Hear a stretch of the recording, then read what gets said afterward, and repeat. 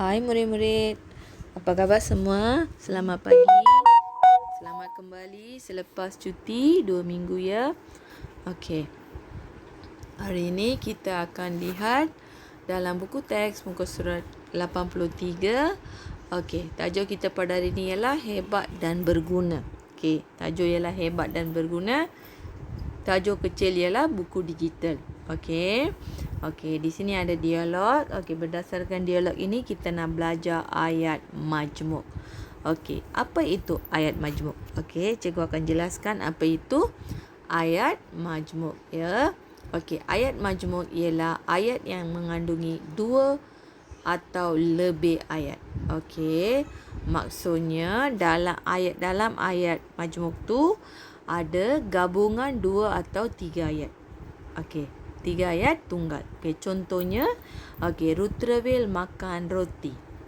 Okey, itu satu ayat tunggal.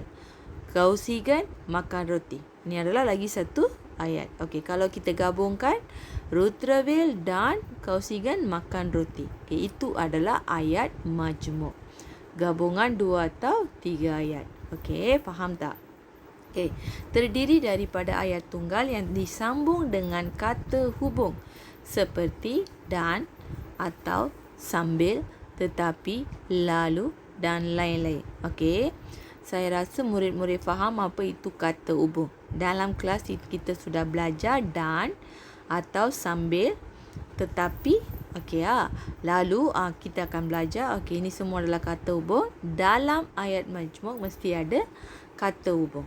Okey, itu adalah ayat majmuk.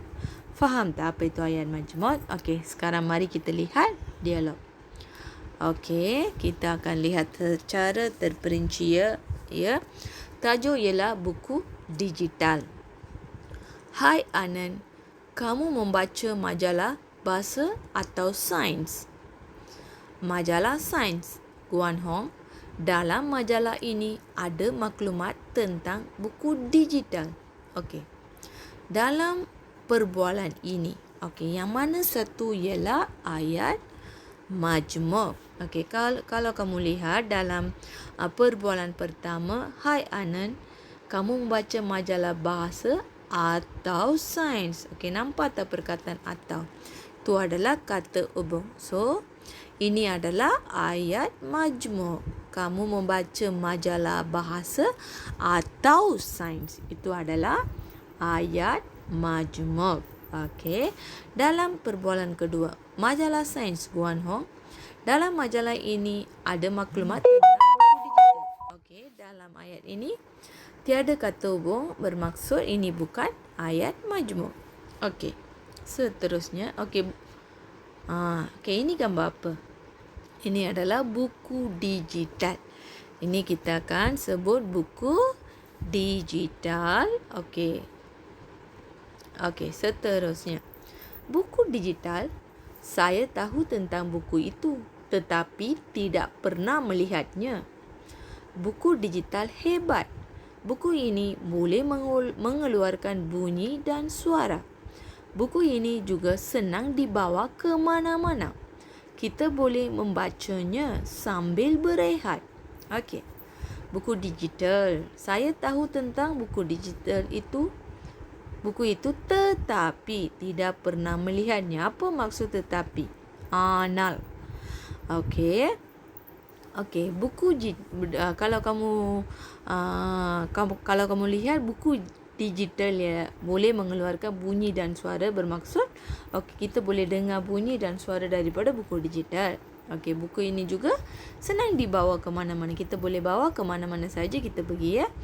Kita boleh membacanya sambil berehat. Okey, kalau kita boleh membaca buku digital sambil kita berehat. Okey, dalam perbualan ini. Okey, berapa ayat majmuk yang kamu lihat? Kamu boleh cari tak apa ayat majmuk? Okey, sebelum tu kita lihat di mana ada kata hubung. Sambil, tetapi, lagi satu tanpa warna merah. Di mana? Dan. Dan pun ialah kata hubung. So, Saya tahu tentang buku itu tetapi tidak pernah melihatnya. Ialah ayat majmuk.